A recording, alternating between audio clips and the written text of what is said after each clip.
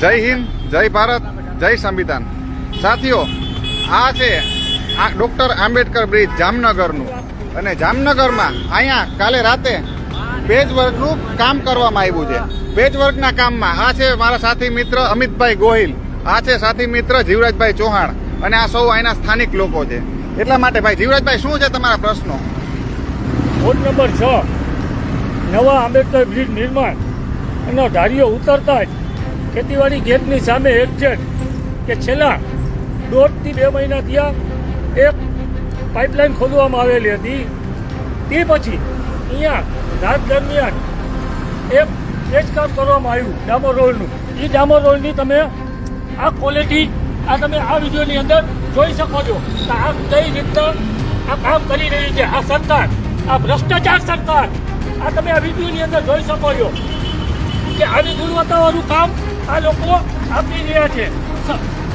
આ ફક્ત પ્રજાના ટેક્સના પૈસાનું પાણી થાય છે. આમાં 100% દેખાય છે કે આમાં ક્યાંય પણ ડામર જેવી કોઈ વસ્તુ જ નાખવામાં નથી આવી. આ જોઈ શકો છો, હાથેથી ઉખડી જાય છે. આમાં નીચે ધૂળની માથે એકદમ ના મારેલું, આમાં નીચે નથી ખાડા કરેલા કે નથી. ભાઈ અમિતભાઈ, શું કહેશો આ મુદ્દે? આ સ્થાનિકોનો ટેક્સનો પૈસો પાણીમાં જાય છે ને, અને ભ્રષ્ટાચાર ખુલ્લે એમ દેખાય છે. અગાઉ પણ આવી જ ઘણી ખરી કામગીરી આપણે કરેલી છે, અને જે તે સમયે કર્યું મેં નંબર ટોકીનો જે રોડ હતો સર્વિસ રોડ વાળું હતું, એ સર્વિસ રોડમાં પણ આ જ ક્વોલિટી, આ જ ગુણવત્તા ત્યારે પણ આ નિંભર તંત્ર ડીએમસી સાહેબને બધેને જાણ કરેલી હતી. છતાં જો આવું કામ હોય તો પછી આ કામ આ પૈસા તો પ્રજાના જ વપરાણા છે. આ એક જો હાથેથી વસ્તુ નીકળી જતી હોય, આ ગમે એ વસ્તુ તમે ચેક કરો, જો આવું થઈ શકતું હોય તો આ પ્રજાના પૈસાનો વેડફાટ કે દિવસે દૂર થશે. તો સત્તાધીશો તથા વિરોધ પક્ષ બધાને આ ધ્યાને લેવાની જરૂરિયાત છે. એટલે માટે સાથીઓ, ભ્રષ્ટાચાર ફક્ત ગ્રામ્ય પૂરતો સીમિત નથી. ભ્રષ્ટાચાર બધી જગ્યાએ કાગડા કાળા જ છે. આ જે ભ્રષ્ટાચારી નેતાઓ છે ને, એ બધી જગ્યાએ કાળા જ કામ કરે છે. એટલે આ દેખાય છે, આ વિસ્તાર બધી જગ્યાએ આ ક્યાંક ને ક્યાંક સરકારી અધિકારીઓ અને આ નેતાઓ આની મિલીભગતથી એવા કામ થતા હોય ને, ત્યારે એવા ભ્રષ્ટાચાર બહાર આવતા હોય. અને આ ભ્રષ્ટાચાર કોઈ સરકાર પોતાનો ખીચાનો પૈસો નથી દેતી. આ સરકાર આ બધા લોકોના 1-1 રૂપિયાનો ટેક્સનો પૈસો આમાં વાપરવામાં આવે છે. આ મહાનગરપાલિકા જ્યારે કોર્પોરેશન હવે કામ કરે છે ને, આ ગઈ રાતે અહીંયા કામ કરેલું છે. આ જોઈ શકો છો, અહીંયા 3-4 ઇંચનો આ ગાળો છે, આ ઊંડું છે, અને આ જાડું છે. એટલા માટે બધી જગ્યાએ અહીંયા જેટલા પેચવર્ક કામ કરવામાં આવ્યા છે, આ બધા પેચવર્કમાં ક્યાંક ને ક્યાંક ભ્રષ્ટાચાર 100% છે. આમાં ડામર જરા પણ જોવામાં નથી મળતું. આ જામનગરનું ડૉક્ટર B.R. આંબેડકર બ્રિજ હમણાં જ બનેલું છે. આ B.R. આંબેડકર બ્રિજમાં પણ ક્યાંક ને ક્યાંક ખાડાઓ થઈ ગયેલા છે. બાબા સાહેબ આંબેડકરનું નિર્માણ છેલ્લા 8 મહિનાથી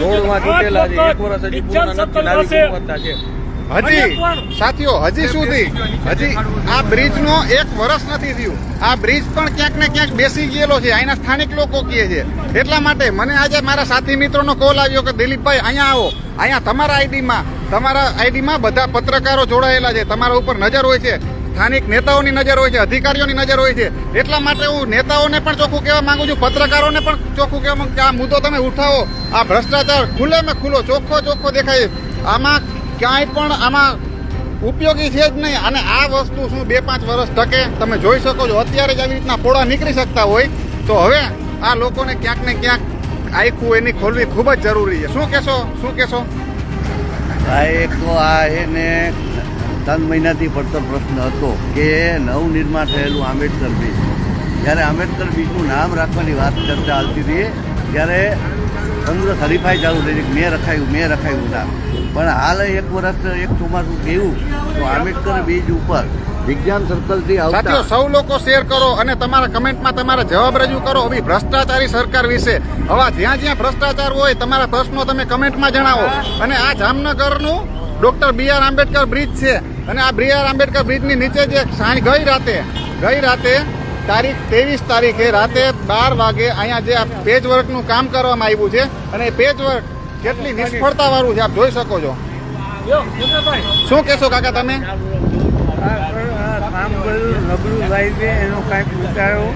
અને આ શું છે, પબ્લિકના પૈસા છે, અહીંના સ્થાનિક છે, અને અહીંના સ્થાનિક અમે જે હાલતા માણસો સાથીઓ સૌ લોકો શેર કરો. આ લોકોના ટેક્સના પૈસા છે. આવા ભ્રષ્ટાચાર જ્યાં જ્યાં થતા હોય ત્યાં આપણે ખુલીને બોલવું પડશે. શેર કરો, 2-3 વાર શેર કરો આ વિડીયો. અને આ લોકોને મુખ્યમંત્રી સુધી આવા વિડીયો પહોંચાડો કે તમારા ઈશારે તમારા નેતાઓ ભ્રષ્ટાચારી અધિકારીઓ કઈ રીતના ભ્રષ્ટાચાર કરી રહ્યા છે. આ જોઈ શકો છો, આ ડામર છે. એટલા માટે અમે ક્યાંય પણ હજી તમને મૂકવાના નથી. તમે ભ્રષ્ટાચાર કરશો તમે ખુલીને આવશી, પણ ક્યાંક ને ક્યાંક સરકારના ઈશારે એવું થતું હોય એવું અત્યારે અહીંના સ્થાનિક લોકો કહી રહ્યા છે.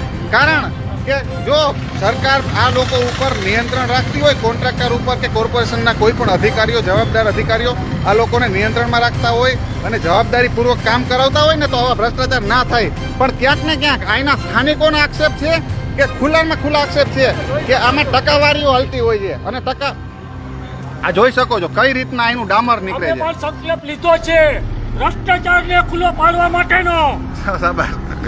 એટલે અત્યારે હાલ સરકાર વિકસિત ભારતની સંકલ્પ યાત્રા લઈને નીકળી છે. ત્યારે એક નવું સૂત્ર મળ્યું છે કે અમારો પણ એક સંકલ્પ છે કે તમારો ભ્રષ્ટાચાર ખુલ્લો કરવાની યાત્રા અમે પણ લઈને નીકળ્યા છે. એટલા માટે આ વિડીયો શેર કરો અને બને એટલું તમારાથી કોમેન્ટમાં તમારા જવાબ રીચે રજૂ કરો.